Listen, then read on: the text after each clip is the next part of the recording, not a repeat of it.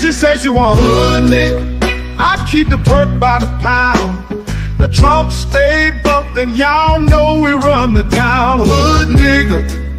And I keep a bad bitch around. Thick bitch, long hair, yellow, white, red, brown. Hood nigga. And my Chevy sitting on 24s. Flats look like flapjack. Pancake, you ain't no hood nigga.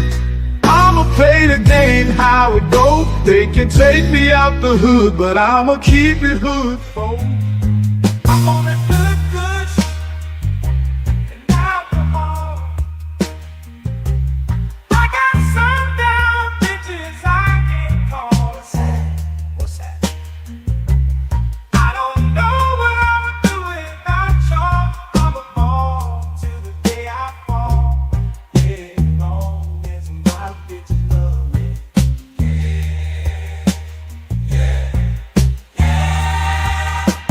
I can give a darn about no hate as long as my bitches love me. I can give a darn about no hate as long as these bitches love me. I can give a darn about no hate as long as these bitches love me.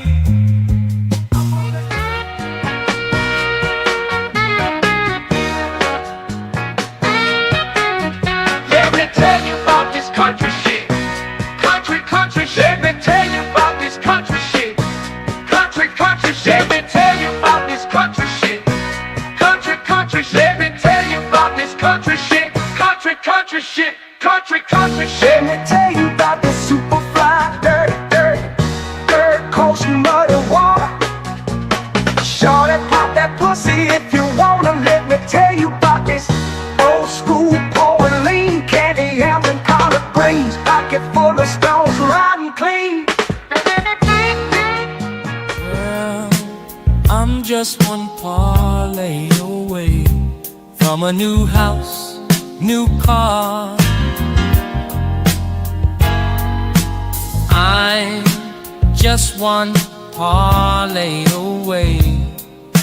Trust I'ma take us far. I'm just one parlay away. One parlay away. One parlay away. Oh, I took the Chiefs on over, took my homes on yards. Everything is going good so far. Lakers beating the Knicks. Spread is only 6. 2 minutes left in the game, baby. I'm about to hit. Ow!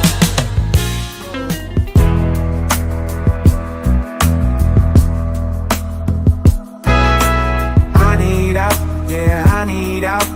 Blood pressure higher than a body count. Tomorrow she has to go. She's a mama. I think I married a hoe. Married a hoe. I said, mama, I think I married a hoe. I made a mistake, mama. No, oh no. I want you. A man can't do nothing for you. All these hoes ain't loyal. All these hoes ain't loyal. These hoes ain't loyal. These hoes ain't loyal. Ain't loyal. Ain't loyal. Ain't loyal. Ain't loyal. Ain't loyal. Ain't loyal. Ain't loyal. Ain't loyal. These hoes ain't loyal. When a rich brother wants you and your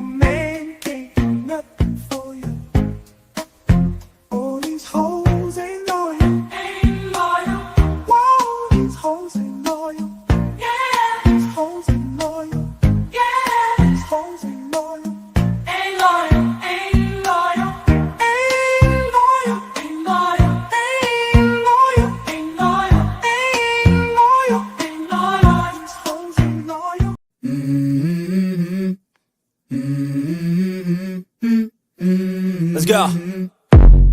I wake up to a little bit of drool on my pillow, feel like it's gonna be a bad day. Yeah, I'm tired of shit, and the coffee ain't hit yet, damn, ain't that great. I don't wanna go to work, cause my boss is a jerk, and I'm not even that paid. I need a change in my life, cause I don't feel alive, and there's nothing that makes me happy. Oh, hold my beer for a minute, I'm about to quit. Welcome back, y'all. We back in here, y'all. Back in here for another one, man. Welcome back.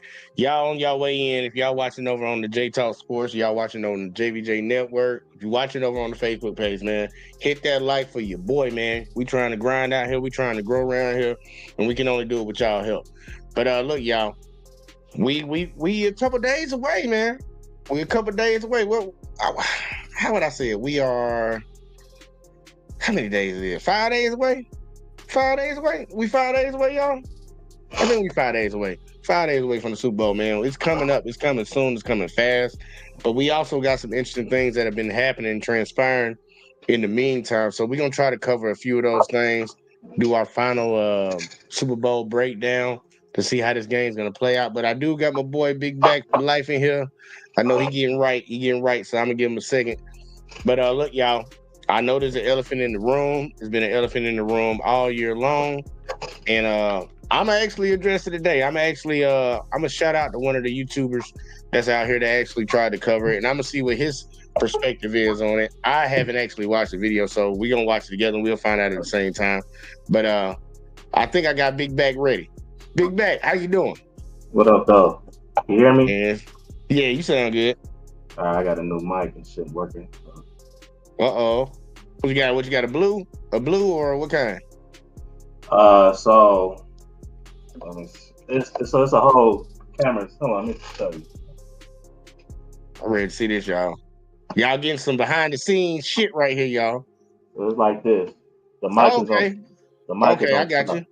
Yeah. I got you. Okay, baby. I had a new camera, so I'm still trying to figure out, keep on focusing, but I'm trying to set shit up, man, for new content. I ain't gonna hold you on that. Food channel. After this season, I came up with a little agenda plan how I could be consistent with the sports channel. So well, here, check it. Tell the people what it is. Tell them where to find you at all that real quick, like before we get into this shit tonight. Yeah, y'all know, man. Big Back for Life, the page that really changing my life right now. Catch my Instagram, almost at 200K. Follow me on TikTok, YouTube, Big Back for Life. So yeah, I'm just getting a lot of equipment together. So more content for the food content, and doing mukbangs with basically doing interviews. So that page kind of brought me some exposure where people want to sit down and get on my platform.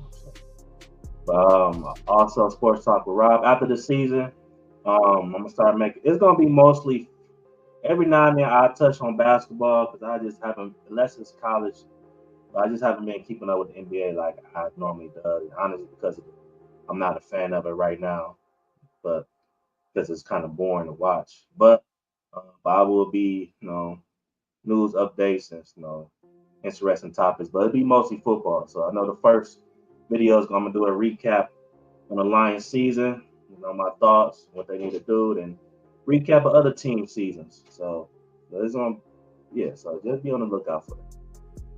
All right, look, y'all already heard it. And then, look, 2025, this year to blow everything up. Make sure y'all go support. Fucking look, man, I'm actually going ahead and start off with the elephant in the room. I'm gonna start off with the elephant in the room because it's been said too many times, and there are a lot of people that have gravitated to this statement, and we need to talk about it before the game gets going, before we even get into the season. So I'm gonna do a shout out to Microphone tonight for this one. Y'all know I normally do my shout outs when I do cop videos, but we just switching it up. We doing something a little different today. They covering some information that I ain't got to yet. But Microphone's gonna talk about the Chiefs and the refs, y'all. The Chiefs and the refs.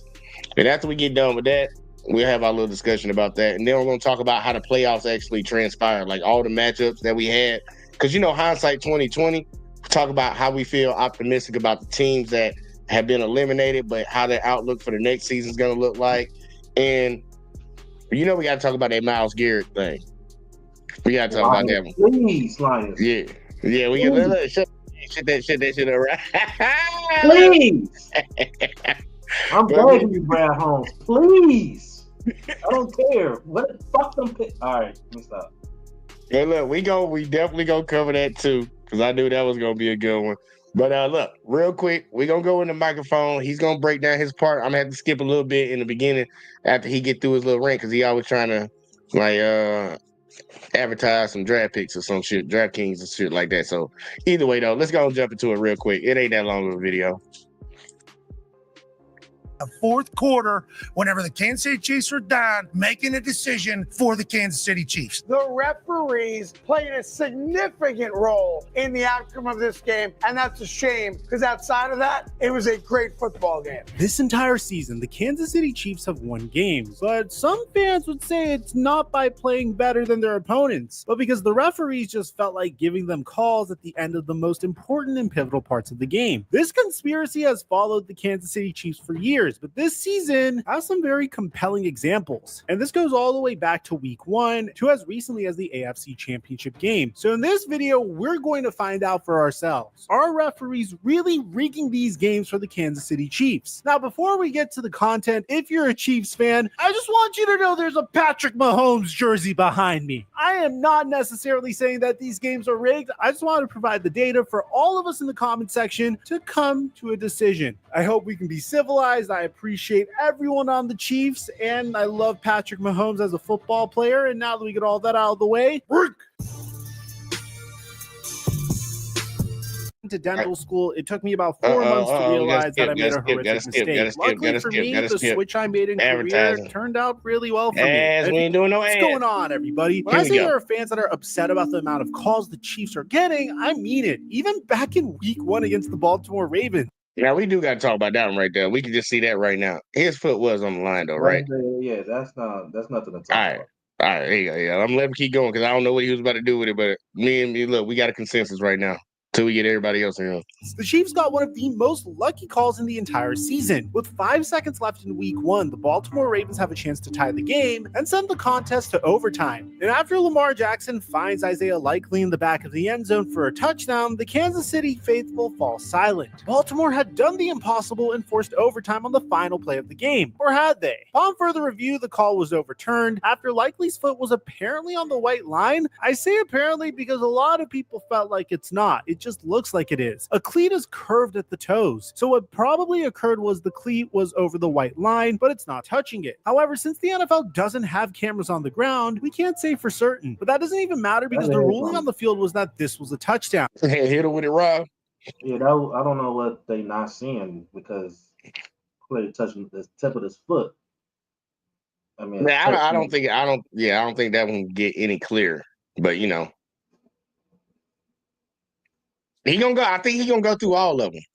There needs to be conclusive, guaranteed evidence that this was out of bounds to change the call on the field, but we've already established there certainly wasn't. But unfortunately, Kansas City gets the ball and walks out of week 1 with the W. The Chiefs win this 27-20, and when you consider how many games that the Chiefs would win just by the skin of their teeth, there's definitely an argument for a conspiracy here. In week 2, the Chiefs faced off against one of their biggest rivals, the Cincinnati Bengals, one of the only 2 teams that have defeated Patrick Mahomes in an AFC championship for the Battle of Burrowhead. The Bengals had the Chiefs backed up on 4th and 16, and after Patrick Mahomes snaps the ball, he has all the time in the world, mainly due to a few missed holding calls behind him. Well, that's besides the point. Finally, Patrick Mahomes throws the ball to Rashee Rice, but the ball sails over his head and is incomplete. Fortunately for Chiefs faithful, the ref throws a late pass interference call because, well, of course, and the Chiefs go on to kick a game-winning field goal. Now, you might be wondering what the problem is with this call. Does the defensive back arrive early on this play? Absolutely. Slow motion clearly clearly show he does. But if you watch it in real time, it's a bang-bang play. The DB is slightly early, but he's not terribly early. But do you really throw that game-altering flag at that moment? Personally, I don't think so, because the entire 60 minutes of football is essentially coming down to one flag. But if you happen to be a fan of any other team but the Kansas City Chiefs, you might think that the referees had something else in mind. This is also important because the Bengals ended up missing the postseason by one win. So if this flag goes the other way, there's a solid chance we would have seen them in January. The Chiefs would win by 1 point, and it would get way worse from here. In the very next week,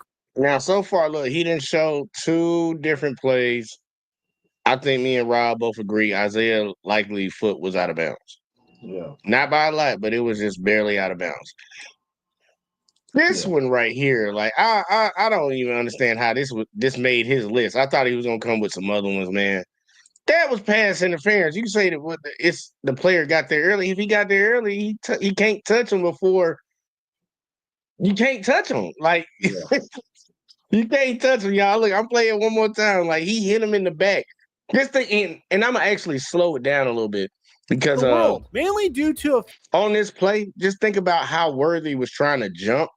And when Obuddy hit him, how his trajectory changed. Because he kind of slowed it down a little bit. few missed holding calls behind him. But that's besides the point. Finally, Patrick Mahomes throws the ball to Rashee Rice, but the ball sails over his head and is incomplete. Fortunately for Chiefs faithful, the ref throws a late pass interference call because, well, of course. And the Chiefs go on to kick a game-winning field goal. Now, you might be wondering what the problem is with this call. Does the defensive back arrive early on this play? He did arrive early. But think about it, if Xavier Worthy's going this way and the defender's coming this way, but Zay's trying to jump to the ball and he jumps behind his back, it's going to stop him from getting where he's trying to get you to catch the ball. Yeah, I think that the argument that they're trying to make, and I understand when people say this, like, well, in this time of the game, you don't call something like that. Like, well, if it's pass interference, pass interference. If they doing something they don't supposed to do, they should call the call, regardless the situation of the game. My issue, and I know we're gonna probably talk about it, my issues when it comes to the ref is not necessarily just the Chiefs alone. My problem is they're not consistent when you calling these calls when it comes to other teams sometimes. And I'm not just talking about pointing out just the Chiefs. It's not consistent. Where me as a fan, it become confusing. Well, me and you have that debate because I didn't see plenty of times where a catch like that, similar or just like that, but will call back. So my thing is, I understand you can miss a call, but my thing is don't just be consistent. Just be consistent with your calling, and I think they need to be. I don't know. I mean, I thought they was clear, but they need to really be clear of the rules. And the refs have to stick with the rules. And the refs should get punished if they make a bad call. That's my other issue. So I ain't gonna say too much. Nah, I agree with you on that. Absolutely. Slow motion clearly show he does. But if you watch it in real time, it's a bang-bang play. The DB is slightly early, but he's not terribly early. But do you really throw that game-altering flag at that moment? Personally, I don't think so, because the entire 60 minutes of football is essentially coming down to one flag. But if you happen to be a fan of any other team but the Kansas City Chiefs, you might think that the referees had some. And the reason why the reason why he say right there, like, do you call that in that point in the game? At that point in the game, I go back again, being consistent. Other times you watch certain games, certain referees won't call that type of call. So once again, you're gonna do bad calling. God damn it, you might as well be consistent with it, or you're gonna call the exact call. Be consistent with it when it comes to other teams. Oh, I got you. I believe you, and I'm gonna show something. Because I think I have an answer for all this shit, even though I know there's in the narrative. That's what we're talking about right now. The narrative that's around the Chiefs. I'm gonna show something earlier that has nothing to do with the Chiefs. When we get a little bit into it, and I'm gonna just call out what I think the problem actually is. But let's keep going.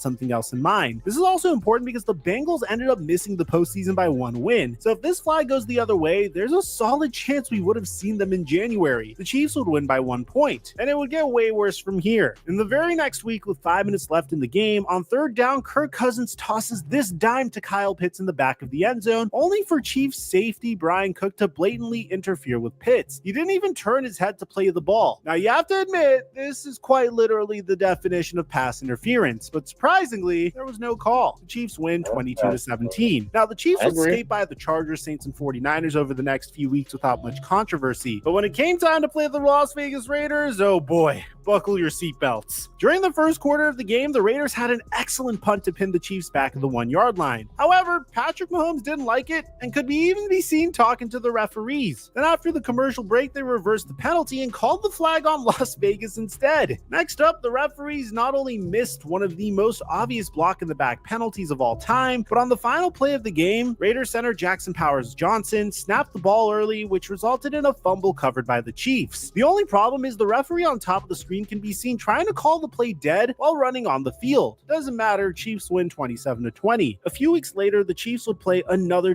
Now, on that one right there, I can understand the frustration. He said an obvious block in the back. But that was an obvious face mask, too. They didn't call either one of them. I guess because the old buddy grabbed him in the face, then when he got blocked in the back, they just didn't call it. After the commercial break, they reversed the penalty and called the flag on Las Vegas instead. Next up, the referees not only missed one of the most... He up in that man's shit.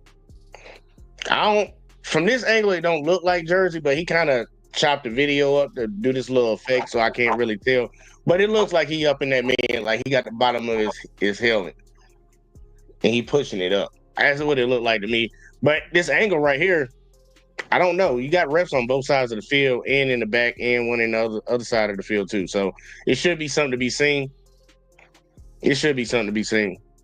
Most obvious block in the back penalties of all time, but on the final play of the game, Raiders center Jackson Powers-Johnson snapped the ball early, which resulted in a fumble covered by the Chiefs. The only problem is the referee on top of the screen can be seen trying to call the play dead while running on the field. Doesn't matter, Chiefs win 27-20. A few weeks later, the Chiefs would play another divisional rival, this time the Denver Broncos, and things may have been even worse. To start off the game, Patrick Mahomes is literally asking referees to tell him when a defender's nearby.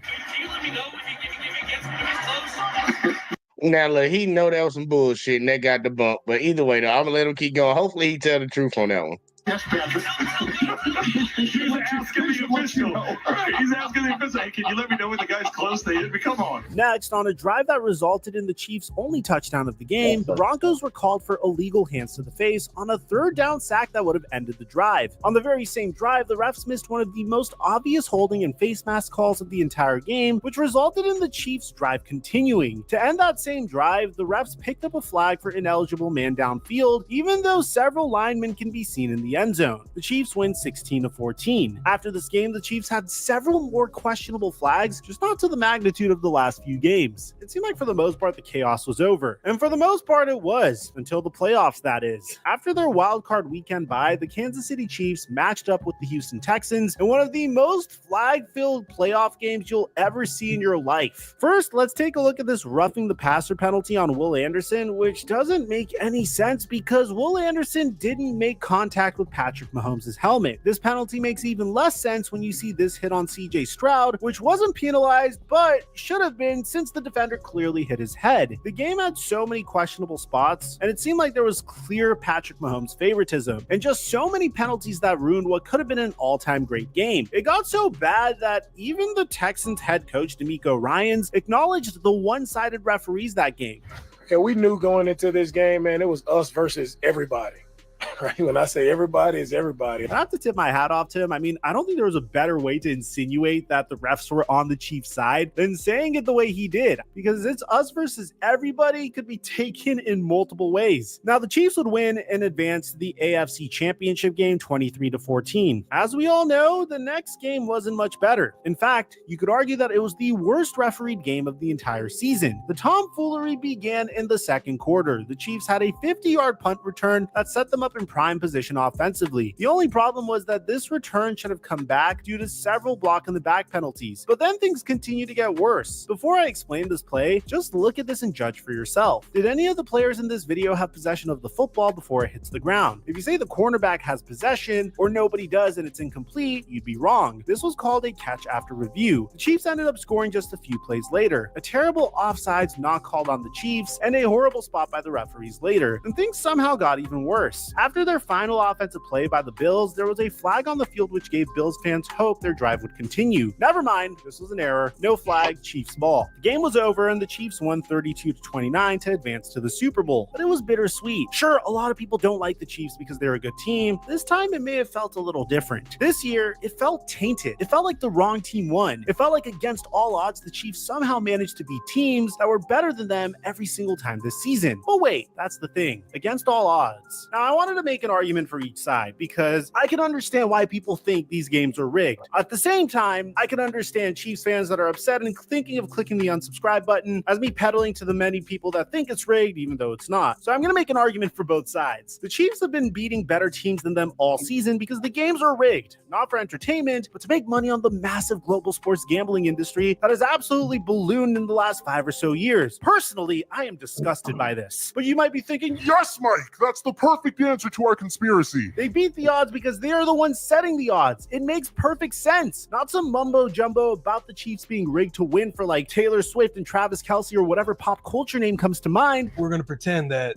it's not scripted for the Chiefs. Taylor Swift comes on board, all Holy the sh- attention. My You got God. Travis Kelce, Patrick Mahomes. Let You me don't- hold on a second. Is there a tinfoil hat somewhere in the bus? Okay, on a serious note, I know it's funny to think about the NFL rigging games for Taylor Swift or whatever, and yes, it's very meme worthy, but if you genuinely believe in something like that, then I'm really going to need more evidence. The most likely argument you can make is that these games are rigged for sports gambling profit. The argument's pretty compelling, but at the same time, you can provide a counter argument to that. Let's just evaluate this from a sports gambling perspective. When these sports gambling books are creating the Kansas City Chiefs spread for the week, they're likely favoring the Chiefs, meaning you'll win less money if you bet on the Chiefs compared to whoever they're playing. To put things into perspective, the Chiefs even opened up as favorites against the Eagles in the Super Bowl. Following this line of thinking, wouldn't you want the Chiefs to lose? More people probably bet large amounts of money on the Chiefs to win because A, you need to bet a lot of money on the favorites to win any significant money, and B, because the majority of the bettors probably pick the Chiefs to win. If a sportsbook could pick the winners of the games, wouldn't they rig it for the Chiefs to lose? It's kind of hard to argue that when the Chiefs just set their franchise record for wins in a season. Okay, so what about all these questionable calls? Well, I think Pat McAfee, a former All-Pro and knower of ball, explains it perfectly. I think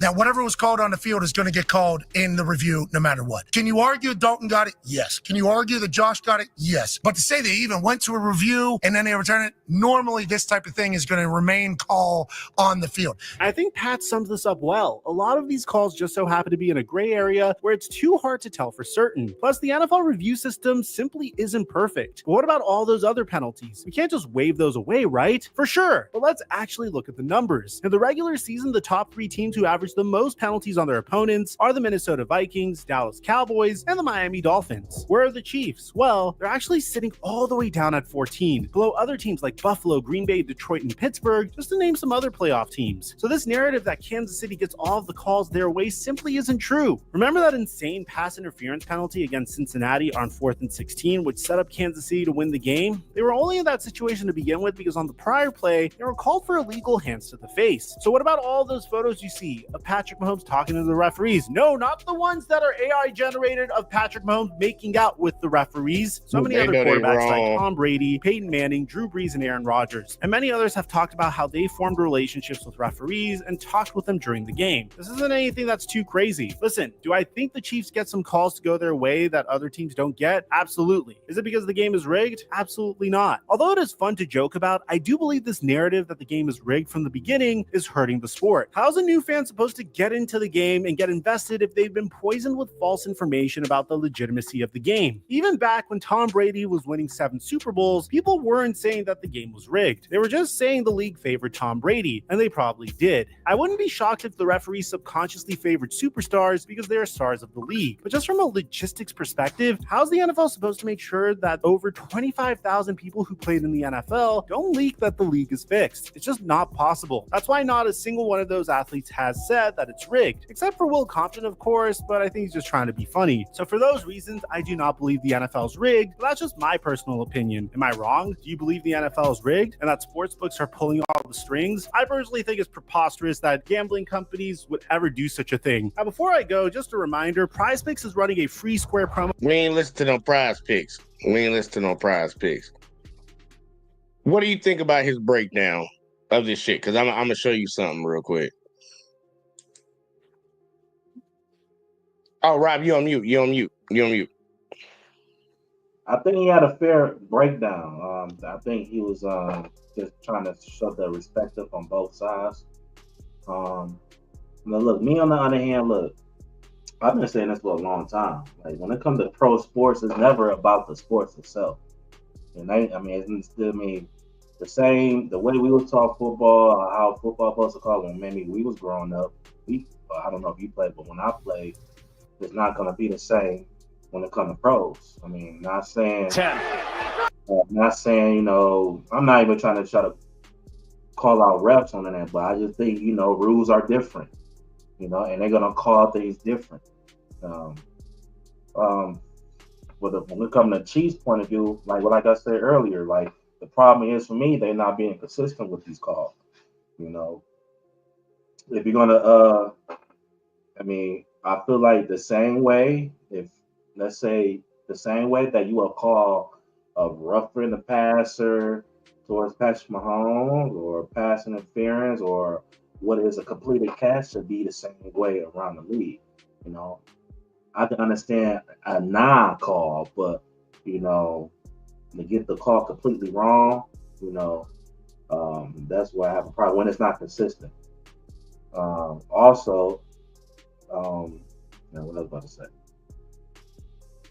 It just shows, look, when you play the Chiefs, but you better just be on your P's and Q's, you know. And I think a lot of teams just know that. I mean, the coach from the Texas explained that, you know, they knew coming in what it was about, you know, and they playing the game. So they know a lot more information than what we know, you know what I'm saying? So, but my whole thing is, bro, if you're gonna some of these calls should just be consistent.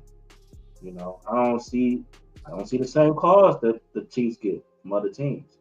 You know, maybe it really depends on the team. I feel like you're a top 5 team, top 3 teams, you're gonna get certain calls. You know, and I mean that is what it is. You know, if we're going back to that Bills and Chiefs game, that's the reason why they lost. To me, is not because the damn ref. Now, there was some bad calls on there. I will say that. But I feel like the Bills had plenty of opportunities to win that game. One of the things they should have done is, hey, James Cook was balling. Why not just keep feeding him the ball? But the Bills want, well, they always do. They want to prove that Josh Allen is an MVP. So, but yeah, that's my perspective on it. Well, check it out. We got Uncanny Saquon MVP in the building. Uncanny, don't get fired tonight. And I still ain't got my burrito yet. Hello, world. Hello. Fly, Eagles, fly. Eagles, fly, Bills, Mafia, go Bears. What else? Well, there's only one more game, so fly, Eagles, fly. So... Until next year, where the Bears and our new head coach destroy the NFC North and we take over, you know? Whatever. But no. For the last 15 minutes, all I heard was blah, blah, blah, refs cheat. Straight up. It's remarkable that Jay has to go through all this just to debunk what the whole world can see with their eyes. The refs favor the Chiefs. And it's okay, because now that the refs had to come. Who was it? It was like a article. A ref had to come out and say, "We don't favor that team." Now they'll probably call the game straight this Sunday.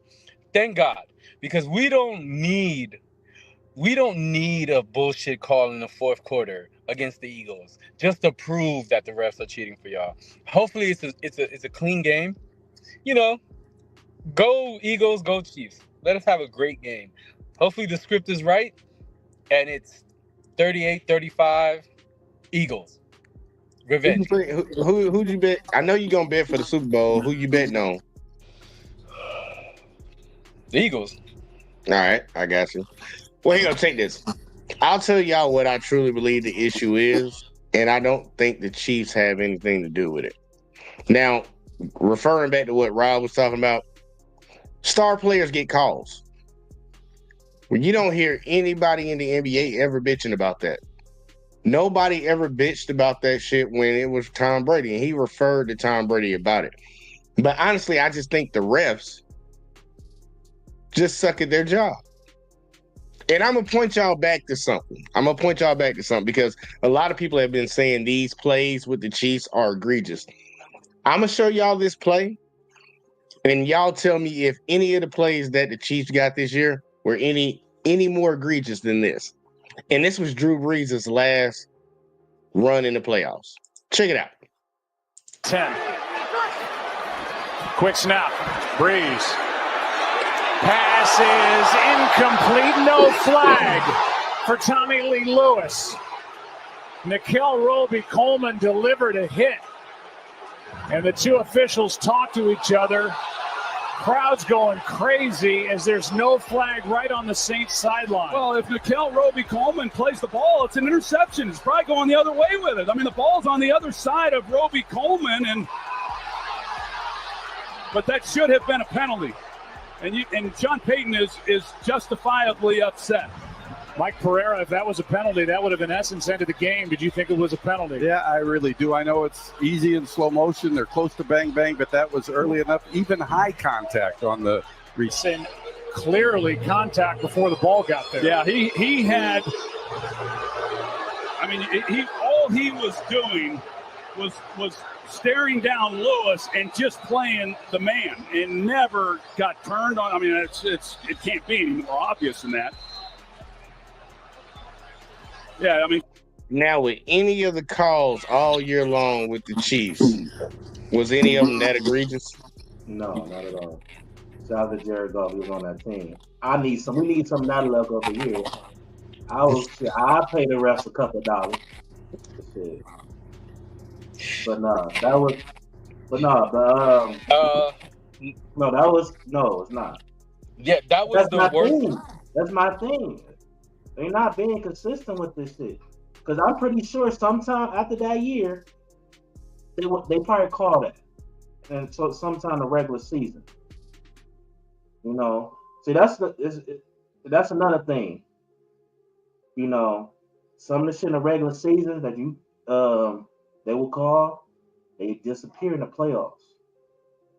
You know, or some of the calls that you probably not expect them to call, they will call them in the playoffs. And depending on and I don't know, I'm just going outside looking in. I'm just taking it as a fan point of view. Whoever's going to be that favorite, that people think might be that favorite, they're going to get it's going to benefit the other team. If the refs can affect it that way.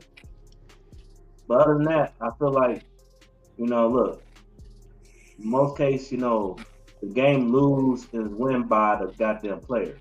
Because at the end of the day, you have 4 quarters to get your shit together. So it can't be in the refs' hands. You're right. And I haven't seen integration. What'd you say? Where's the word? Egregious. Egregious. That's a big word.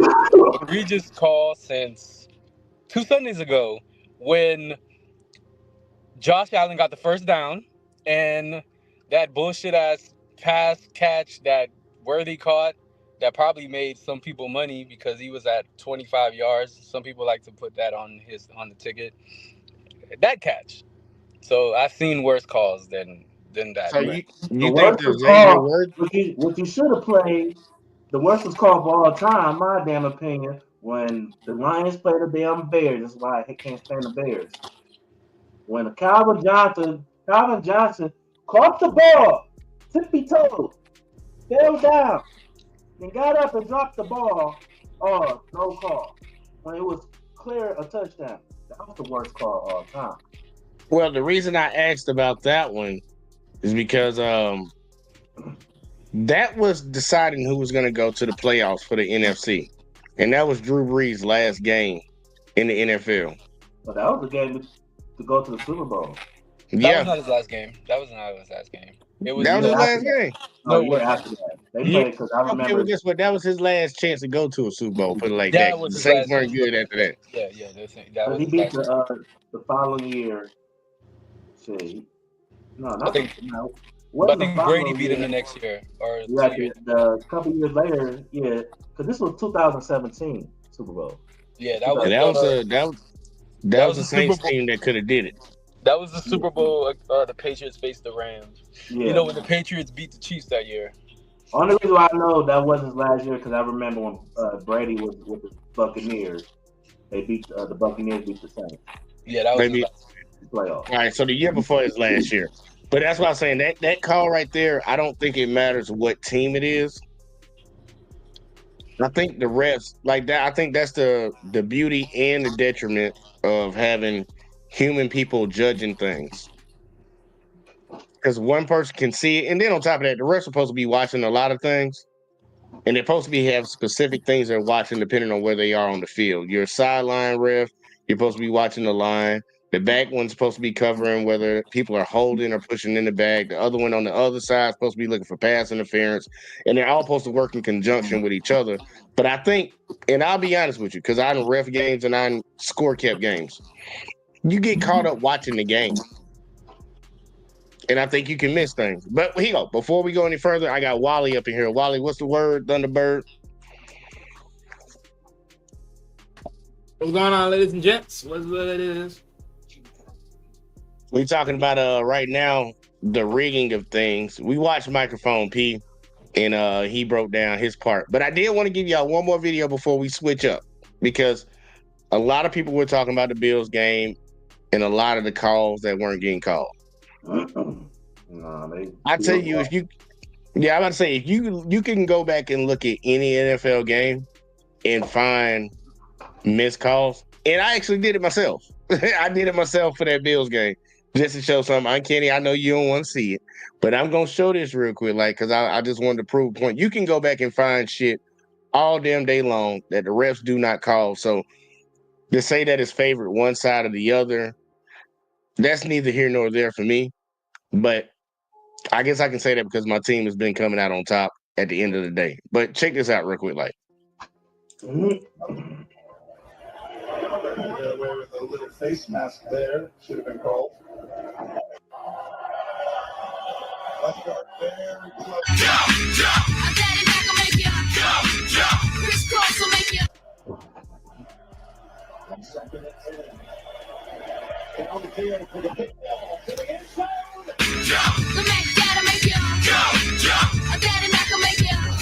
Tackle as a starter. And you're right. I mean, the biggest thing is Oliver jumps off the ball.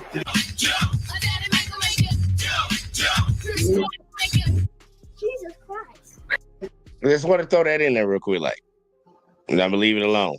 You can get calls either way. I know, Kenny, I know you don't want to see that shit, but look, No, there's it's a lot not of. about seeing. Is that you're trying so hard. No, I'm not. I just don't like the argument. To debunk the Chiefs in their cheating ways. It's fine, bro. To the cheating ways. Yeah, it's Jesus fine. Christ. The refs favor y'all. It's okay, bro. Hey, look, Kenny, really, this is how I feel. Jesus Christ. Says Lord. It's so deep and strong. Hey, so Rob, Wally, we're here next week, right? And supposedly, hopefully, it goes my way. And I already said on Sunday, we're all gonna just troll the shit out of you. It's gonna be great. Damn. Well, I will be here for it one way or another. But Because then again, on the other side, history will be made, and I can say that he is one of the greatest quarterbacks of all time. But I would never. Oh shit! You see, that's where you lose me. You're overstepping Joe Montana. You're overstepping Troy Aikman. his career is already equal to Joe Montana's, if not better. He lost in the Super Bowl, so no, he's not equal to Joe Montana. Like, you're overstepping Tom Brady. Just because you lose it, just because you lose in the final shit, like you lose in the championship or you lose in the Super Bowl, that takes you down some. No, but it's like okay, he's one of the GOATs. I already claimed that. Like, I'm never gonna go against that. The GOAT, but to call individual. him, come on, man, we got Singular. players. Holy shit, we got Jerry Rice, we got Deion Sanders, we got. He's a GOAT quarterback. We know the quarterback is the most valuable position on the field. I'm not saying. That's why I like to put people into different categories when it comes to football. Like, the GOAT of football is not the same as GOAT of basketball. The quarterback is the most important position, so that's going to be the GOAT. Now, if you want to say the most athletic person ever played, the best skill position GOAT, look, you can have a conversation all day long about that one, because some people would take Deion, some people would take Barry Sanders, some people would take whoever the hell. I don't think he's a real GOAT in football. Honestly, I'm just going with the media type narrative. Like, I'm gonna give it to the quarterback. The quarterback's the most important position. If you ain't got a quarterback, you can't win shit nowadays. You can have the best running back in the world, the best defense in the world, the best offensive line in the world. If your quarterback can't move that ball down the field, you're not winning on Super Bowl. Yeah. That's why I give it to the quarterback. I got to give it to the quarterback. But I understand the argument, though, because there are a shit ton of players. If I judged off of like the way I judge in the NBA, these players can do way more. Pat Mahomes is not an athletic person. Tom Brady wasn't an athletic person. We can name pretty much their whole fucking team. Some of their linemen were more athletic than they are. But that ain't how we grade in the NFL. I get it, but just my thoughts. But we do got to talk about something. Which is in the first round of these playoffs, man, we had the Texans playing the Chargers, the Ravens going up against the Steelers, the Bills versus the Broncos, the Rams versus the Vikings, the Buccaneers versus the Commanders, and the Eagles versus the Packers. Out of all these games in the first round, I'm gonna go down the list. Which one of these was the most surprising game for you? And I'm gonna start off with Wallet first. I'm gonna work my way up. In the playoffs? In the playoffs, yeah. So we're talking about from both stands or just one in particular? Just one in particular for the first round. Just the first round. Let's see here. I low key want to go first. So I could be petty, but I'm not gonna do that. But Be petty. Nah, this is pointless. We're gonna talk about a game. We may as well talk about a game that should have been more interesting. Eagles Packers. I ain't gonna hold you on that because I think I picked the Packers on. I picked the Packers on that one. That's a good pick. Uncanny. The Bucks and the Commanders. That was a good game. That was actually a really good game. Okay, all right. Well, here are we doing best game or are we doing most surprising game? Oh, the most surprising game? Yeah, most surprising. The Rams and the Vikings, because that was like the beginning of the whole NFC. Ooh, damn! I didn't even look at that one. All right. That's a good one. Rob, most surprising one in the first round. Fucking Commanders beating our ass. In the first round, Rob. First round. Oh, nigga, shit. Now, that's the first round to us, shit. Well, here you go. We'll just skip ahead, and now we said second round. Rob's picking the Commanders. I follow the rules. I'm my bad. So, first round, I would say the most surprising was the Chargers and Texans. Yeah, that was a surprising one because the Chargers should have won that one too. That is pretty interesting. I ain't gonna hold you. The Texans defense overachieved in that game. Yeah, that's right. In the second round, it's I'm with Rob. So y'all both gonna take Lions Commanders? Yeah, because I mean, what's his name? Laporta had a catch out this world for that touchdown. That game would have been a fucking great ass game. You talking about that one-handed one when he was going to the side? Oh man, that shit was Gronk like, bro. That shit was nasty work. And then them niggas robbed us. Yeah, man, that was the game. Robbed us good ass season. Our own team robbed us.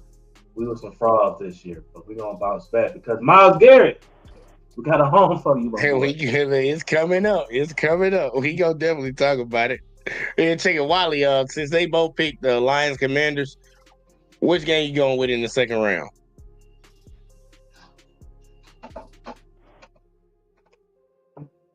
Then we lost on Ken. We still got Wally? Is Wally still there? What's the new question? Second round. Rob and Uncanny picked Lions Commanders.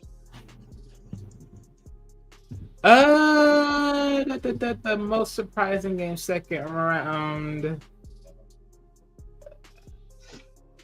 Yeah, it was the Lions and the Commanders, honestly.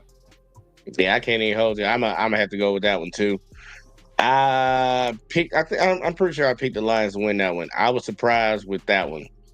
But here you go. Let's just move on to the conference championship.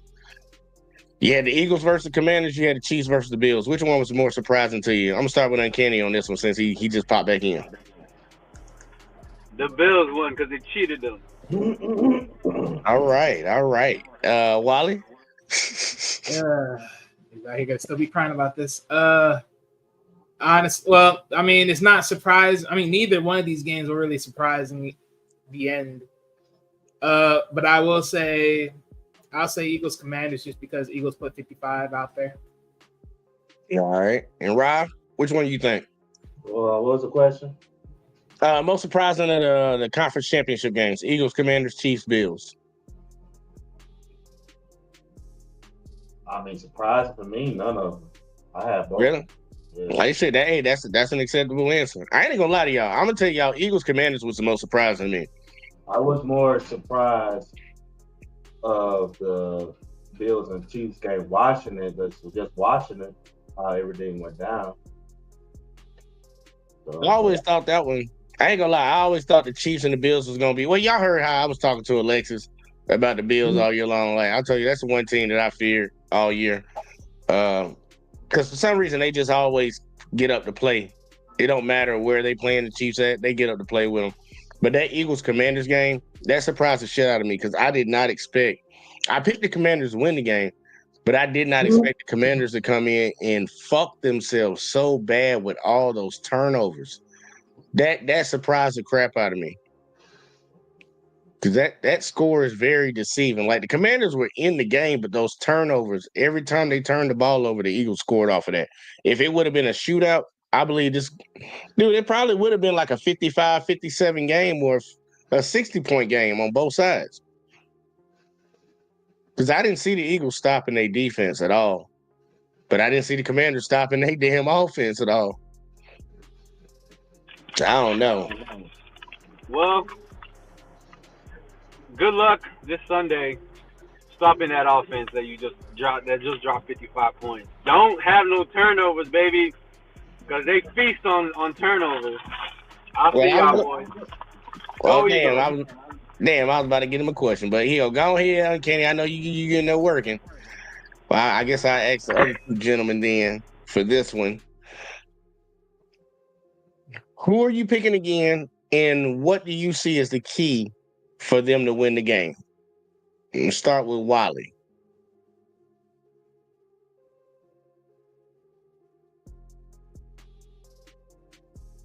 For the Super Bowl.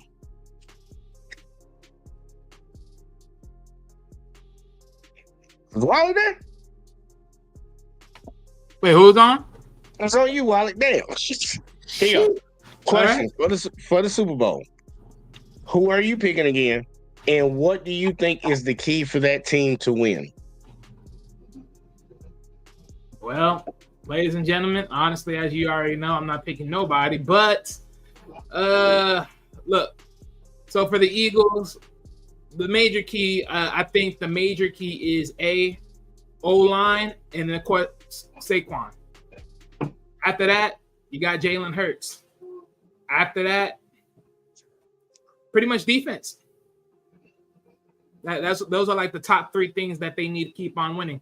I think you've seen this quite a time. If Jalen's not there, you can't really count on Kenny Pickett to really hold down the whole field, being the quarterback, and you're not going to ultimately put it on. And then you have to sort of, quantify your game to just Saquon and then defense at that point.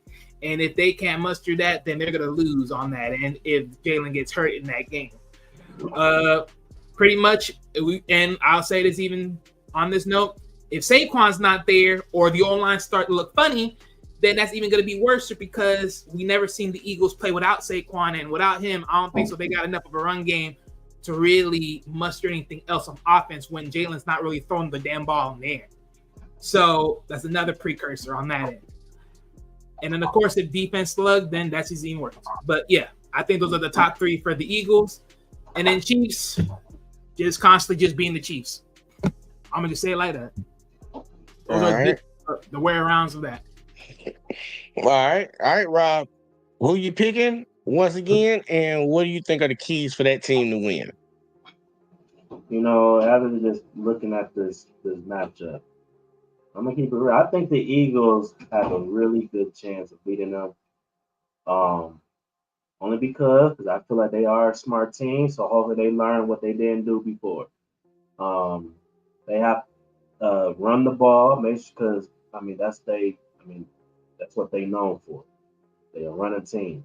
I couldn't understand the last Super Bowl, even though Hurts was getting his, but if your quarterback's 300 rushing yards, what 4 or 5 touchdowns that damn game, 4 touchdowns that game, 3, right? All running the ball, look, points is points, but that's your main running game right there. That's going. It's not always going to end up good. I should say that. I don't say it's win games, but it's not. Sometimes it might not lead up to winning game, especially at Super Bowl. But now with Saquon, I think if they could just keep running the ball, which I believe they will. I think Saquon is going to ball out. If Jalen Hurts could play half of a good game, like he did in the conference championship, just don't turn the ball over and make sure he's giving the ball to AJ Green, because I don't think there's a cornerback in this league that really check him. Open or not open. You got Devontae Smith that he's a hell of a good number 2. So, he could do his thing too. So, and I think, that's really, like I told you before, that really shot the Bills in the foot. I didn't understand why they got away from James Cook. The nigga was cooking. He was cooking them niggas.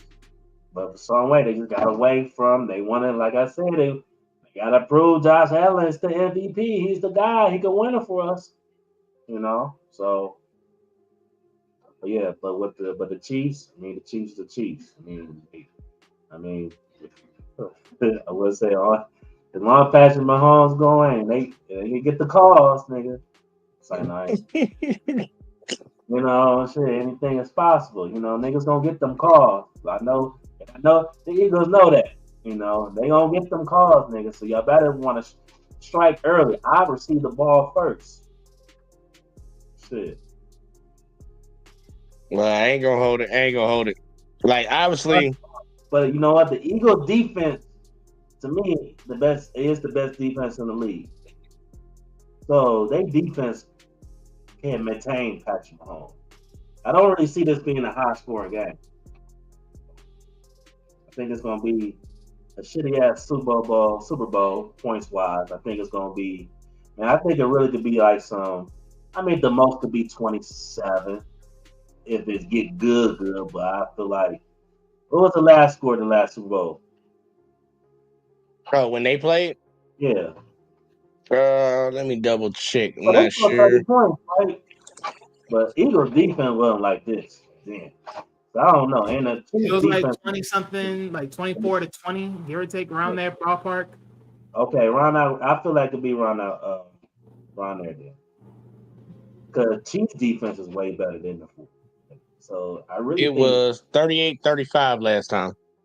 30 or 35. Okay, I think 27. Oh yeah, Yeah. for the Eagles. I thought you just said for last. 27-24 Eagles.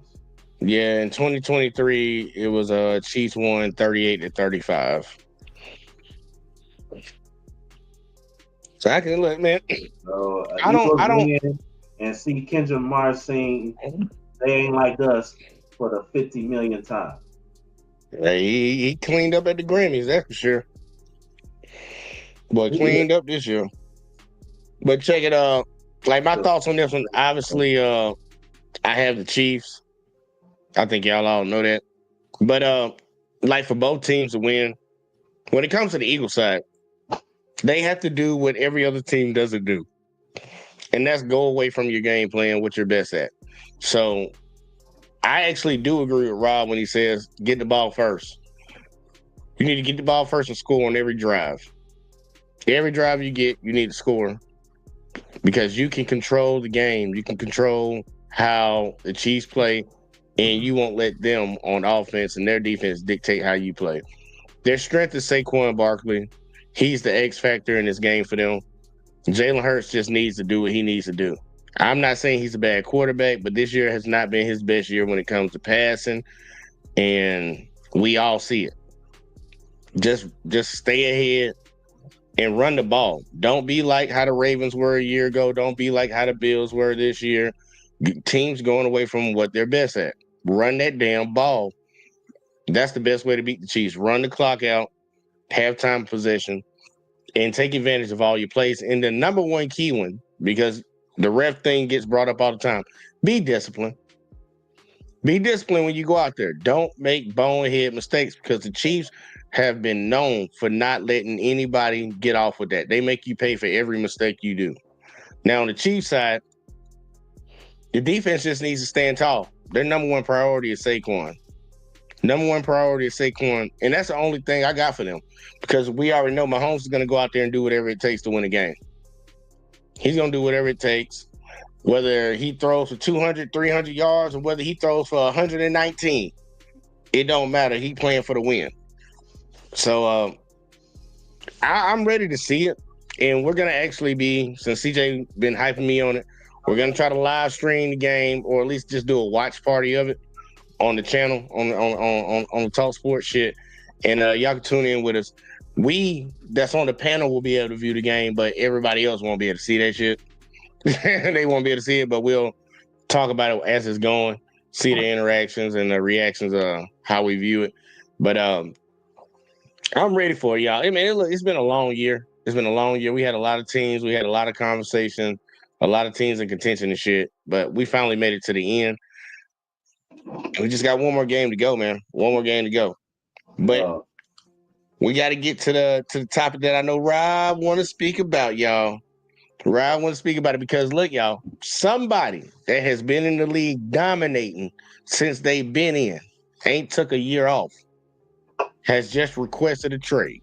Now, we understand this is not like the NBA. The NFL is a little different when you request a trade. But you would hope and pray that the team facilitates this trade. But Myles Garrett of the Cleveland Browns said he went out of town. So, Rob, I'm going to go ahead and let you give your best pitch. Your best pitch. Because I know where you want him to go. If the pitch ain't too damn Miles, it's damn Brad Holmes, the GM. Look, man, I've been saying this for a while. And it's hard for people to understand because they don't look that football out. Right? And especially with the Lions winning, you know what I'm saying? You know, people don't. I've been saying this. We need a fucking pass rush, bro. Like, consistent. You know, you got Hutchinson coming back, though, right? You know, he is coming back. Bro, I understand that. But Hutch cannot be the only person consistently just bringing pressure, bro. Only time we get consistent pressure if we have to blitz somebody and we got to bring, you know, one of our nickels, cornerback blitz or something like that. We need blitzes. That's the only way we can get consistent pressure. But check this out. Hutch, before he when he got injured, he ended the season with 7 sacks, right? Mm-hmm. For 4 or 5 weeks straight, he was leading the team in sacks. And I have a problem with that. Check this out.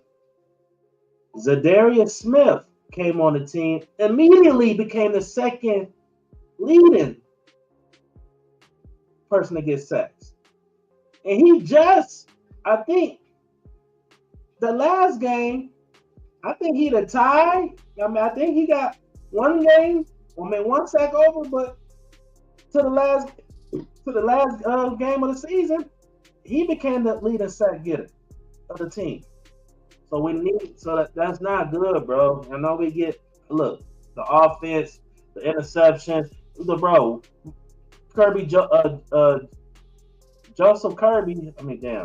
Joseph, he led the lead in interceptions. And we still wasn't a top 10 defense. A 15-2 team, our defense wasn't in the top 10. You know, so one of the problems is, and I know we dealt with injuries. Cool with that. Injuries happen. But when I was watching the Eagles, when they played the Commanders, they got pressure on fucking Daniels.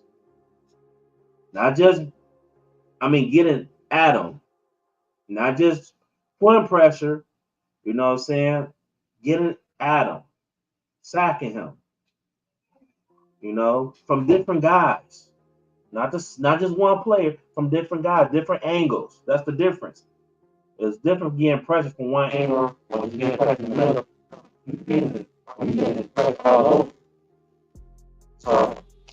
Oh, Rob, your audio went out. Say something again. Yeah. Sound like digitized. Say something again. Let me see if I'm trying to see if I can do something on my side. Say something again. It's doing that crazy shit. Try it again. Hear me? Yeah. All right. Y'all hear what I said? Nah, you went out for the last part. So basically, long story short, bro, like we need a consistent pass rush, bro. Like, you know, Brad, and I really I'm saying like this because I watched the Lions interview, press conference. I really be studying these niggas, which is crazy. I'm that type of fan. With Brad Holmes, he always put this under the rug. You know, well, you get all these cornerbacks and shit. Well, you can never have enough cornerbacks. Let me tell you about cornerbacks. Your cornerback is only good at your goddamn pass rush, the D-line. That's the bread and butter. You ain't getting no pressure to quarterbacks. I don't care who you have back there. You need a consistent play. You need to get to the quarterback, especially in the playoffs. Bottom line. And him and Hush together, man, please. Fuck them draft picks. I've been watching this mock draft. Man, fuck all that. Fuck them picks. You done 15-2 and supposed to go to the Super Bowl. We got embarrassed. No. Fuck them picks. Fuck them bitches. I give you, goddamn it, I give the Bears a this year first round pick, a next year first round pick, and I'll depend on the player. I'll probably throw in a player. Shit. Bring Max, man, look. You bring him in now. Now I can get off. You bring Myles Garrett to the mix, to the team. I'm gonna get off this goddamn hangover because I'm still hurting in this bitch. I'm embarrassing. This is crazy. I don't want to mess it up for you, but you know they said Jerry Jones is highly pursuing Myles Garrett to come to the Cowboys. Man, nobody want to play for that. What's Jerry Jones? He want to go to a contender, bro. You ain't gonna contending over there. They might. Remember what you said? Like the two most valuable positions on the field is pass rushers and quarterbacks. You know what? I'm not even knocking that. He probably look. I feel like he's gonna whoever is the best. I feel like whoever could get to it first could be a contender. He'll go whatever. As long as how would you feel if the Chiefs got him? I'm gonna be mad. Period. If we don't got him, if we don't get him or Max Crosby, or somebody, bro. Because y'all can get Cooper Kupp. Y'all pick up Cooper Kupp. Man, fuck all that, nigga. Just Cooper Kupp. What the fuck? Cooper Ain't he the Kupp. replacement quarterback of that team? Huh? Of the Cowboys? How the hell y'all gonna get Cooper Kupp? Now I'm talking about to the Lions because the Rams shopping Cooper Kupp. Yeah, wait. I'm not going anything about earlier. Yeah, I saw that shit earlier, man. Fuck all that, nigga. Bring Myles Garrett or Max Crosby. A Cooper Kupp. The fuck? You think I give a damn about him coming back to playing with golf? I don't give a fuck about that. Well, I will tell you, the team, like all jokes aside, the team that I think is going to try to pursue him the most and will have the cap space to do it, it's going to be a team over on y'all side of the aisle, y'all side of the league. It better be us.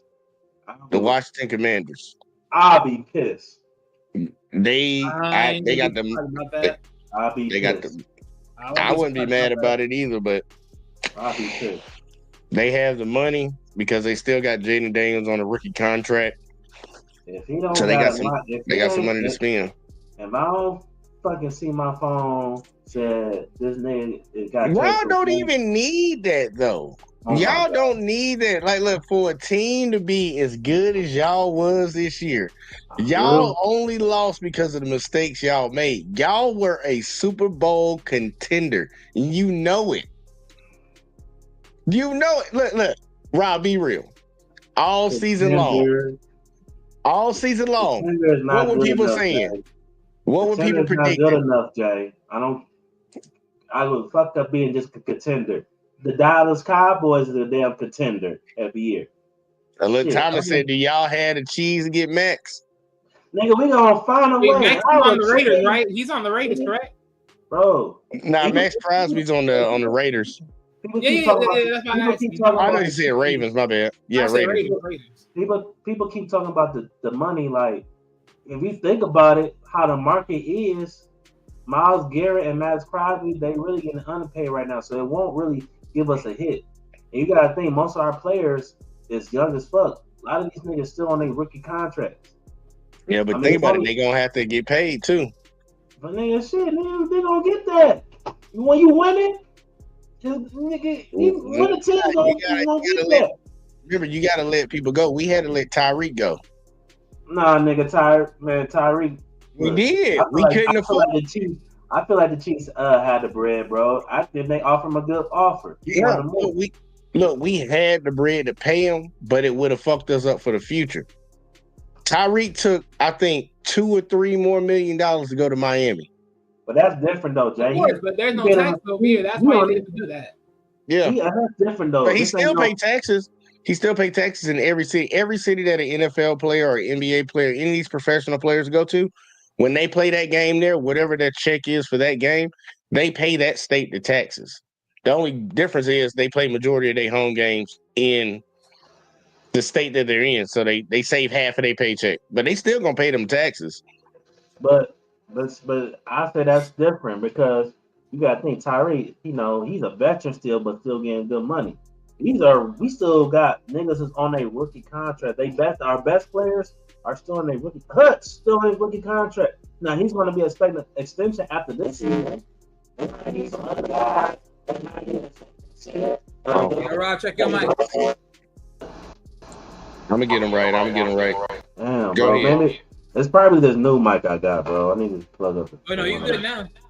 But no, I just changed on my side. Look, man, look. We worry about that shit. We worry about it, nigga. Let's get to the Super Bowl. The reason why I'm talking like this, because guess what? Let's say we had the same type of season with the same fucking results. Now guess what? I hate to say this, but this is the business. Now, we're gonna be having a different type of talk. Now, who's gonna stay, Brad or Dan? I don't like that because especially Dan. I feel like he's Dan more than Brad. But Dan, I will cry. Dan, it's like, yeah, your mic is. Damn.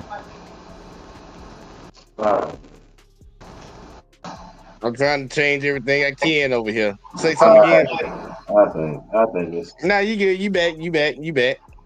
But no, like I'm being this passionate about it because look, I don't want these talks about coaches and GMs getting fired, bro, because we really got something going on. But it's time to really take that next step. We went backwards. Well, I tell you what I think y'all And number we one got an step should be. opportunity to get a generational talent like fucking Myles Garrett. You gonna find a way. And when I heard they not gonna be asking, like, you might get the draft picks, but you get away with the draft picks. They not asking for our best players. Make it fucking happen, bro. You understand? I'll be pissed if Myles Garrett, or unless we get Myles Garrett or any type of up and coming pass rusher to be with Hutch. I'm gonna be fucking. Hang on, what if they say this to you? And I want you to really think about this. They say, okay, y'all want Myles Garrett? Give us your next first round draft pick. I'm with that. Give us a third round draft pick, and give us your quarterback. Bro, they not gonna take it. I'm just asking. What would you? No go. Remember, they trying to get off the Deshaun Watson though. That's what I'm saying. If they say give us your first round draft pick, a third round draft pick, and Jared Goff, no, you ain't gonna do it. No. Why not? Man, I'm not giving them my quarterback. Why? A quarterback that I just fucking paid. Fuck that. Yeah, you can get that money off the books, so then you be good money-wise. We could talk about maybe somebody else. You give up Amon-Ra St. Brown? No, that's a conversation. You don't give up. Look, I bet money you'll give up David Montgomery.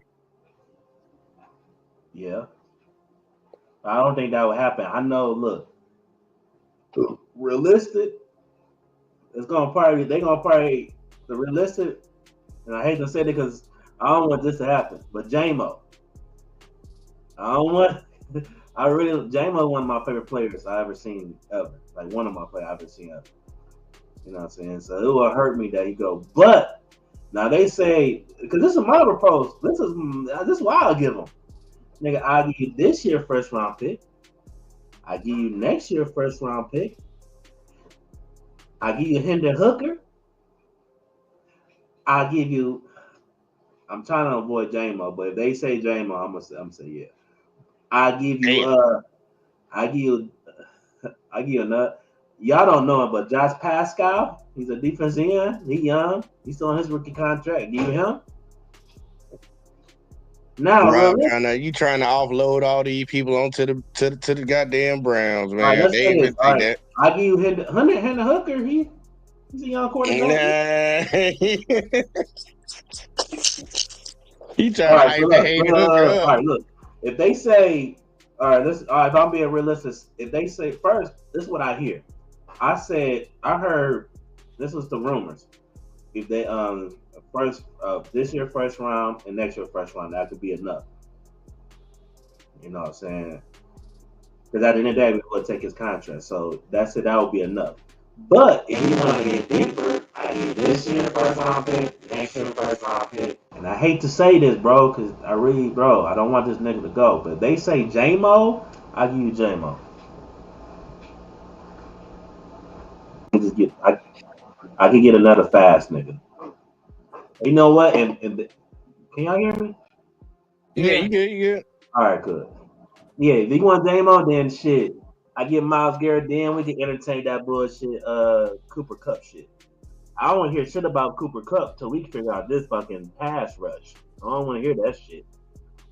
I don't think y'all pass rush is an issue for y'all, to be honest with you. Well, it is, bro. I really don't think that's a problem for y'all right now. Bro, and then on top of that, you alluded to it a little bit earlier too. Y'all were banged up this year, and y'all didn't get banged up in the beginning.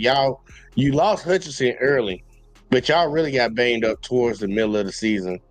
And if you would have had everybody, yeah, I'm saying if you would have had everybody completely healthy for the whole season.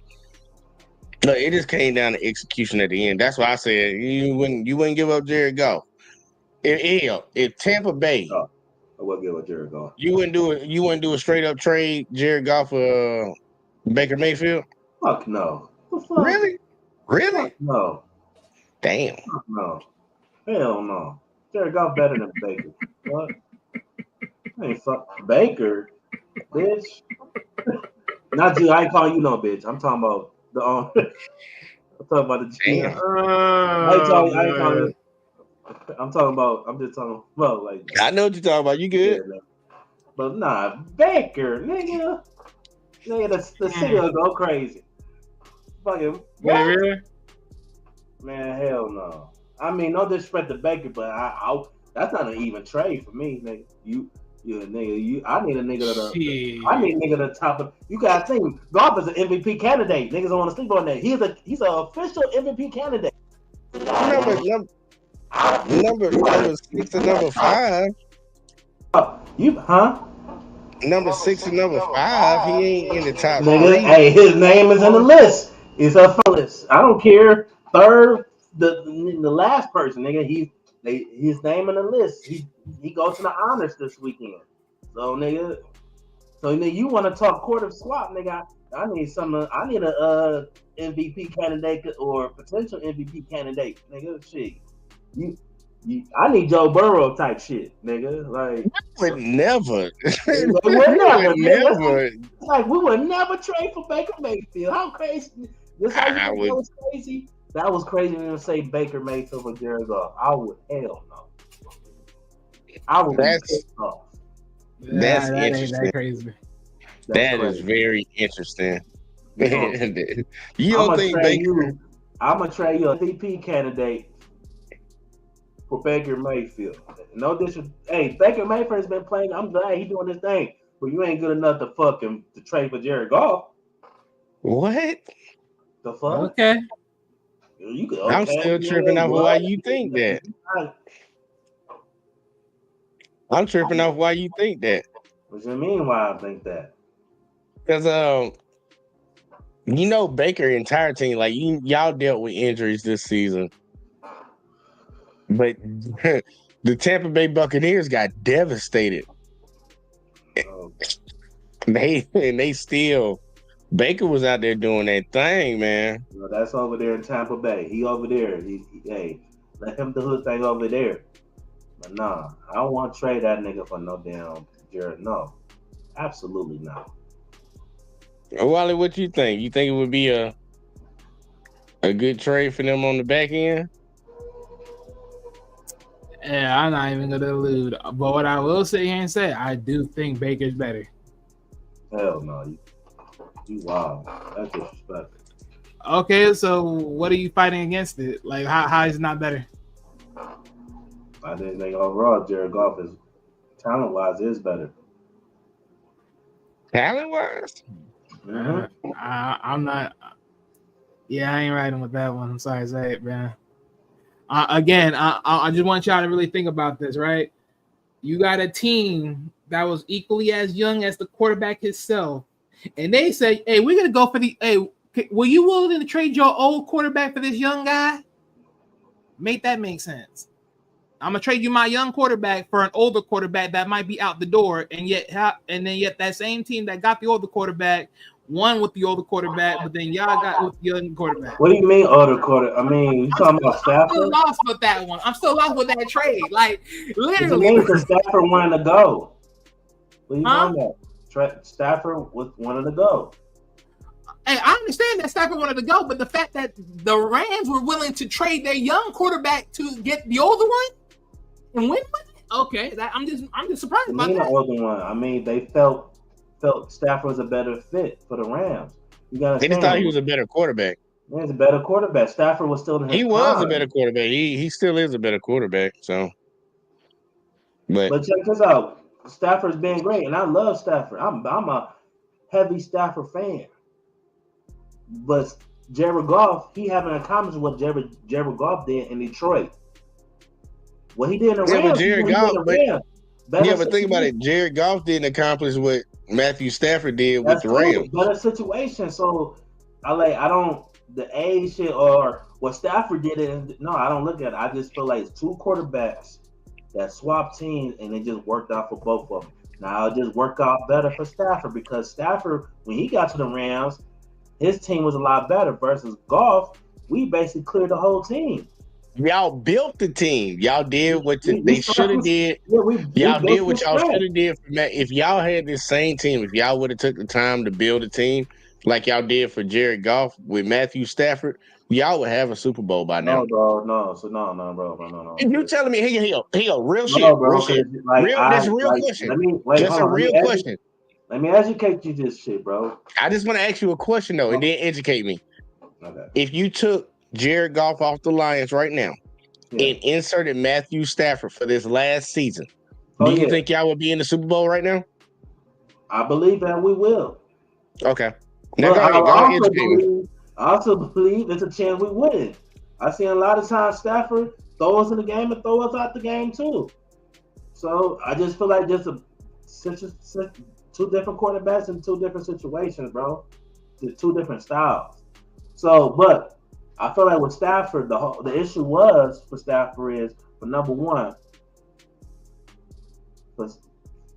back in those days, I don't know why they didn't believe in paying certain players to let certain players go. But when we got our height, when we made the playoffs, with Stafford. For some reason, they wasn't bringing the team. They wasn't keeping some of these players together. You know what I'm saying? When they go to free agent, they'll let them go. And then they won't address certain things. They think, oh, hey, we was good this year. Hey, we don't have to do much. Like, then they bite in the ass. You know what I'm saying? Calvin Johnson said it. Once they let Sue and other guys, the year that we had like the number one defense, that was like 2015. Nigga, Calvin said once he started seeing guys, Nick Fairley gone, Sue, they want to pay Sue, and then some other guys left. Like, oh, they don't want to win because they like. But now we got a real culture. You know what I'm saying? A coach that actually played for the team that helps. He's a be on the liners. You know, bring a good GM. You know what I'm saying? The parents got out the way, let the daughters run the team. You know what I'm saying? So, but yeah, it would have been a better situation for Stafford now. But I don't know. When it goes back to the trade, I would, if I was a Lions fan, I would take that trade if they offered it. Even though I know they wouldn't offer it, I would take it mainly because think about it. Baker had all his players out this year, and he still threw for 4,500 yards. Jared Goff threw for 129 more yards than him. And Jared Goff had everybody on offense pretty much. Well, look, I think the difference is, and he threw for 41 touchdowns. This is why I agree with Cam's. This is the thing. Jared Goff, he's a really good quarterback. He's a great quarterback. I mean, he's an MVP candidate. You gotta stop saying that shit. It's the truth. Yeah, but he's an MVP. Look, he's a finalist, but he's a finalist because of the team that he's on. It don't matter. Look, it has to matter because this is like saying Jalen Hurts should have been I'm saying that's like saying Jalen Hurts should have been a finalist because Saquon and the defense look so good that Jalen Hurts and Jared Goff stats you can't even compare. But that's why I'm comparing Baker's though. That's why I'm comparing Baker's to him because I'm like Baker had a decimated team this year on offense, and look at his numbers. Bro, fuck the numbers, bro. He ain't gonna be. I don't want him on my team. Like I want to trade him to come on my team. Wally, I tried a suggestion. I know I'm surprised. Hold on. The fact that you try to show me some numbers that's similar and God still got better stats than this nigga. Well, think about the comparison though. I'm not trading for him. What are you? I'm just saying. Think about the comparison though. Yeah, Jared Goff numbers are better, but they're slightly better than his. And Jared Goff had a stacked offensive side of the ball. That's like me saying, look at Joe Burrow numbers. Jay, why? Okay, you want to talk about slightly better? Why would I trade a nigga that's slightly worse, nigga? Because if you that was based upon the season. That was based upon his season with that team for that 1 year. Yeah. No, hold on. Okay, wait. Look, I really. You know what? He's not. You didn't have better stats than him. He was just slightly worse to you. So I trade him for you. type of Rob, you do get the comparison though. One guy was on a superior, better offensive team, and the other one was on a devastated offensive team. And even being on that worst team, his numbers are almost the same. So if you slotted him into the good team, he might have threw for 5,000 yards.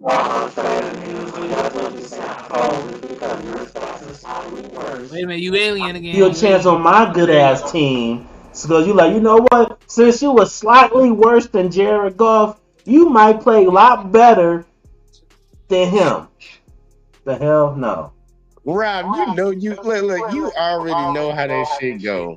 I don't know why you playing that game. You know how it go. Like, let's say matter of fact, hold on, I gotta fix your audio because you got an echo. Let me see. All right, here you go. Take a prime Steph Curry. Well, here you go. A Steph Curry right now. He's averaging like 24 points, I think, on the Warriors. Put him on the Washington Wizards. Do you think his numbers would go up? Who? If you took Steph Curry off the Warriors right now and put him on the Washington Wizards, do you think his numbers would go up or go down? Bro, you talking about Steph Curry, nigga. This is one of the best, considered one of the best athletes in the world. Fuck basketball players, nigga. Okay, here you go. Let's switch it up again. Let's keep it at football. About Baker Mayfield. Okay, let's keep it at football. If you took Matthew Stafford and put him back on the Lions, and he had this entire season, do you think his numbers would be better than Jared Goff's? I mean, I think it will be similar. Be honest with me. You got to pick one.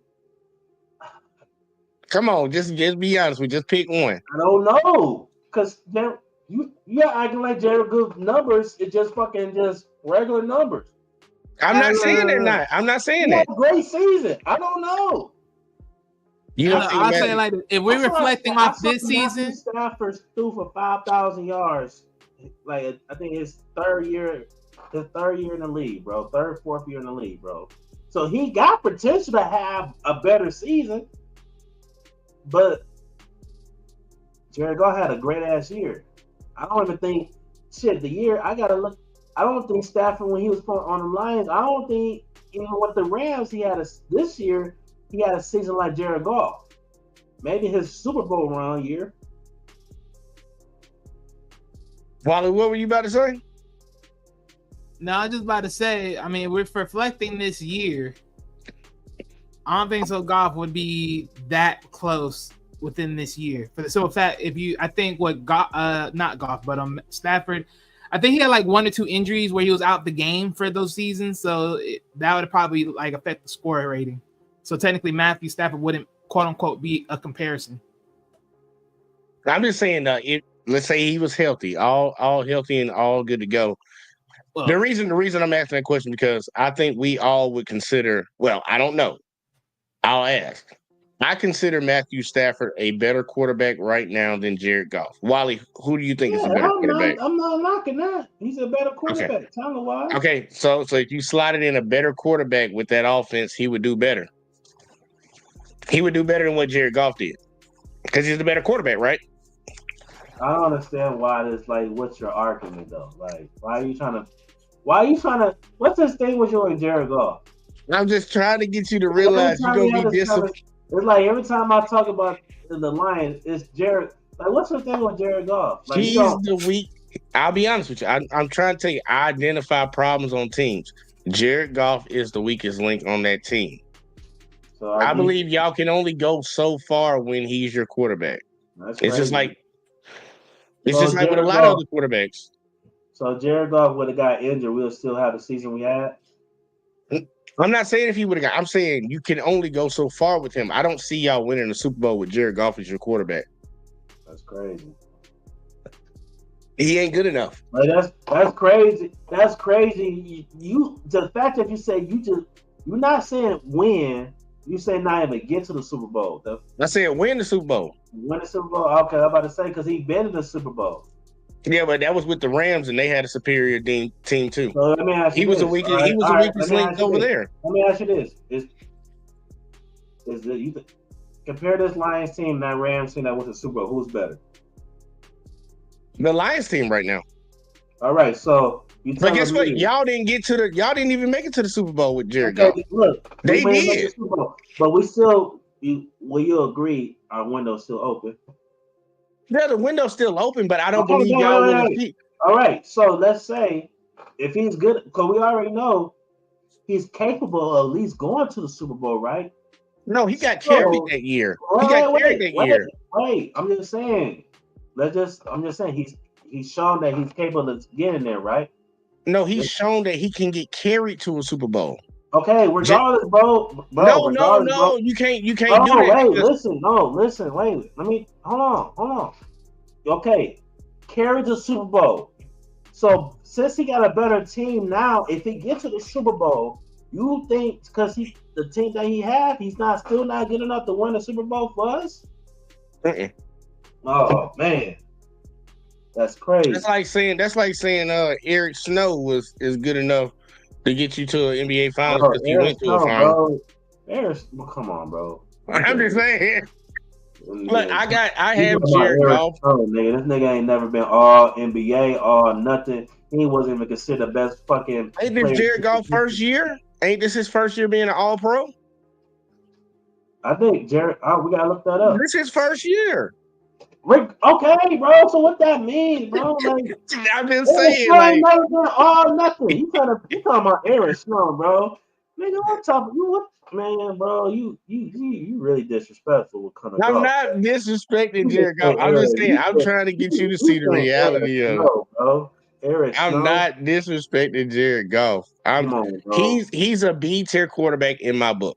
I have 3 S tier quarterbacks, then I have A tier quarterbacks, and then I have him on that level with the B's. So you think okay? So you think Eric Snow is a B tier point guard? No, I'm not saying it like that. I'm just saying I was just picking somebody. I just picked a random name. No, random man in my ass, nigga. You Eric Snow. Okay, Robert Horry then. Okay, fuck Eric Snow. Robert Horry then.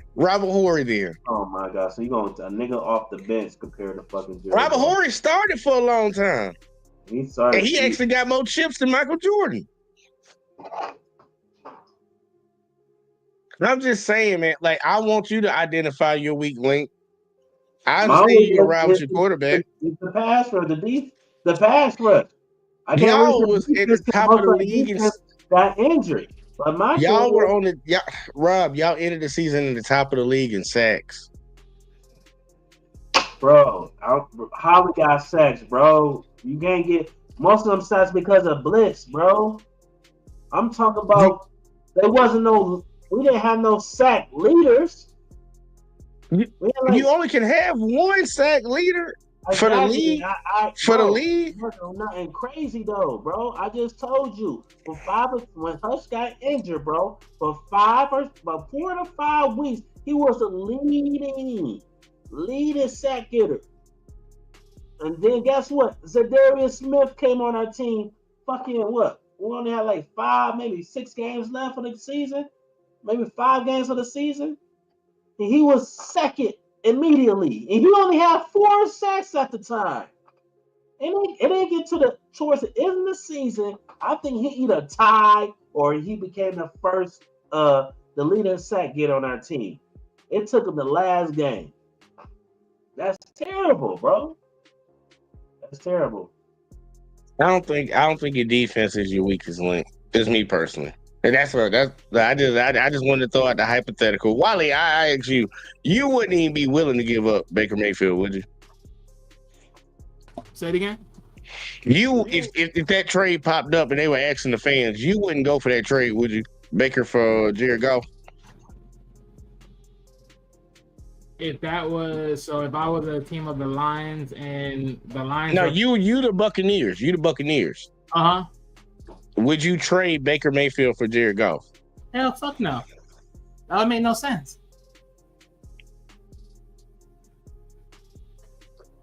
I ain't gonna hold you. I wouldn't either.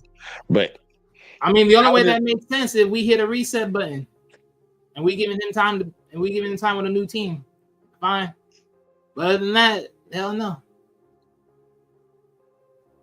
I ain't gonna hold it because I wouldn't give him up either. But that's neither here nor there. Myles Garrett is the topic. I don't know where he's gonna go because the Cleveland Browns control that, and this ain't like the NBA where players can kind of determine where they go or kind of at least push the needle one way or another. They're pretty much gonna send him to whoever's gonna give him the most, probably. And honestly, that's if they even trade him. That's if they even trade him because they still got him under contract, and we already know how the NFL is when it comes to players. Teams pretty much own them motherfuckers, which is sad to say, but that's pretty much how it go. But look, I don't see why it's so sad, nigga. They employees. Yeah, but you shouldn't be able to stop me from going. Coaches leave all the time. And it's one thing for the reason I don't like the setup for the NFL is, let's say you sign a contract and you get sick of the situation you're in, the team is tanking, you don't want to be there no more, you ask for a trade. They don't have to trade you, but let you sign a contract with a team and you start to suck it up, they can just cut you. Because that's what's about to happen to Kirk Cousins right now. They about to cut him, but he signed a contract. Daniel Jones too. Daniel Jones. Well, Daniel Jones, yeah, he got his ass cut. Guaranteed though, it don't matter. Shit, you know that bad. It's just one sided. That's why I never had an issue with the way they talk about with players in the NBA. When everybody was team hopping, I was like, I don't give a fuck about that because the team can trade you in the middle of the night. Nobody knew that Luka was getting traded for AD. Nobody knew. It was wild. Hey, bro. Hey, I was kind of happy for that because look, I felt like owners. Honestly, I think that was kind of like a statement trade, bro. I don't give a. Now they saying usually be like, hey, you a certain superstar, certain age. Like, all right, we gonna just deal with the nigga because look, right now, he young, shit. We'll deal with the little nigga. But now, we don't give a fuck. If we don't see, look, you ain't doing what we think you are supposed to do, motherfucker, you gonna get fucking traded. But see, in the NBA, I don't have a problem for that because a player can demand a trade and they can pretty much get out of there if they that guy. Like if Luka demanded a trade, he'd have been gone, and they would have sent him to wherever he wanted to go. And plus, look, with players, look, I'm with you. I'm with players having some control. You know what I'm saying, their career and having their voice. You know what I'm saying, having some ownership. But look, goddamn it, I don't mind the players doing that, but I don't want. For a minute, I thought some of these owners and GMs was being soft. All right, look, a player shouldn't pick and choose when he should not play. Goddamn it! Because at the end of the day, you're an entertainer, bro. Like you're an athlete, but you also entertain, bro. You bring money to the fucking. You bring money to the league, bro. Fans spend money on you to see you, bro. The NBA ain't like the NFL, bro. You know what I'm saying? Like you should be able to play. All these mismanagements or whatever the fuck they want to call it, like all that bullshit. And I felt like they'll let players get away with that shit. You know what I'm saying? The fact that you getting paid to stay in shape, and that's becoming a problem is crazy to me. This niggas that get in shape for free. Nigga, I think you're looking at it the wrong way, Rob. I think you're taking it too lightly. Are you saying about the NBA or are you talking about the NFL right now? Yeah, why I'm so dark, man? That's why this shit. I need more. Hold on, black as fuck. Oh yeah, you've been dark as hell. But what are you talking about, the NFL or the NBA? NBA. Oh, I agree to the NBA to a certain extent because they actually have. No. NFL is different. I'm about to say NBA. The players have. I don't have no sympathy for NBA niggas. Well, I'm saying the NBA, the players actually have a little bit more freedom over there. So that's why I was wondering which one you was talking about. But the NFL, that's like a plantation. They kind of got your ass once you sign that contract. It'll refocus. Just give it a second. Yeah, see, I need to do my YouTube tutorials for this. I'm spending money on shit, and it's still same quality looking and shit. But it's more darker. Well, here, check this. We're gonna talk about that in the back chat. So we're gonna do look. We got the Super Bowl coming up this weekend, y'all. Well, this weekend, Sunday. And I'm ready to see it. But we're gonna go around the room real quick, like final thoughts, Wally, and then we're gonna go to Rob, and then we're gonna get the hell up out of here, folks. And shout out to everybody that showed up in the chat. Lena, Thomas, Uncanny, even though he jumped back off.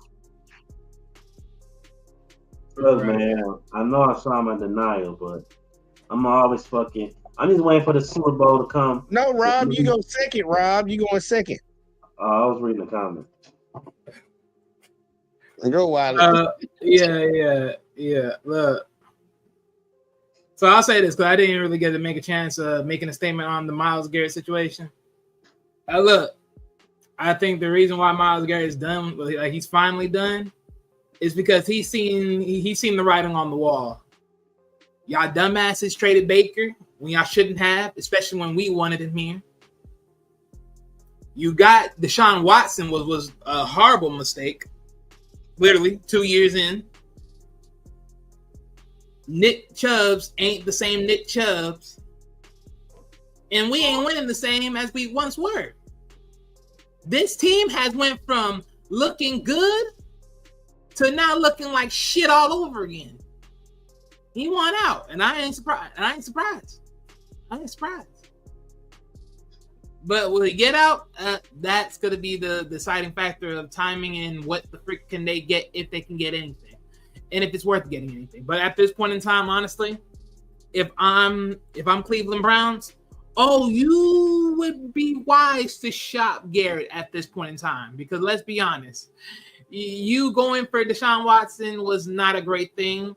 You don't got no solidary backup quarterback behind them to really maintain the team when, God forbid, if he gets injured again or any other situation of that matter. And y'all really don't got nothing shaking and jiving for you, because literally y'all were like the 4th in the AFC North. Okay. Y'all ain't going nowhere no time soon. So if I was y'all, get them picks as you can, because you damn sure need a whole remake over. And personally, y'all can maintain it right now, because y'all ain't going to be nowhere no time soon. I'm going to hold you on it. I agree. All right, Big Back. Final thoughts. All right. Yeah, man. Look, I'm just waiting for this fucking Super Bowl to get over with. You know what I'm saying? So, look, I'm going to be doing more content on the sports channel, but I'm just waiting for this shit to get over with, man. So, by the time, like, summertime hit, I'm back talking my shit. You know what I'm saying? You know. Hey, we didn't make it to New Orleans, but San Francisco, here we come. Here we come. Oh, shit. Come on. Ooh. I ain't even gonna hold you, man. You know, it's better weather in the well, I don't know about better weather. Well, it's better weather in February. San Francisco, here we coming. We coming.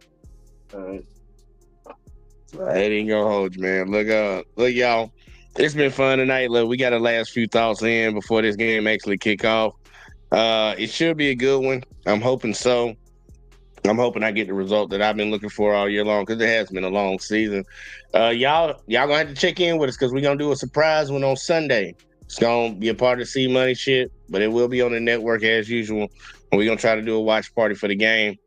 But look, we'll be back here next Tuesday, man, because Uncanny keep telling me that I'm not gonna be here if my team lose. Win, lose, or draw, which it ain't gonna be no draws. We will be back here to do a closeout show for the season, because it's been a long one. It's been a fun one. Been a lot of ups and downs. But no, man, I appreciate all y'all that tune in, man. If y'all watching on the network, watching on J Talk Sports, or watching over on the network, well, not the network, but the Facebook page. Appreciate y'all. Make sure y'all hit that like. Make sure y'all share the video so other people can see them, man. We want to bring more people around here and get this thing going global. But look, it's been fun. It's been great.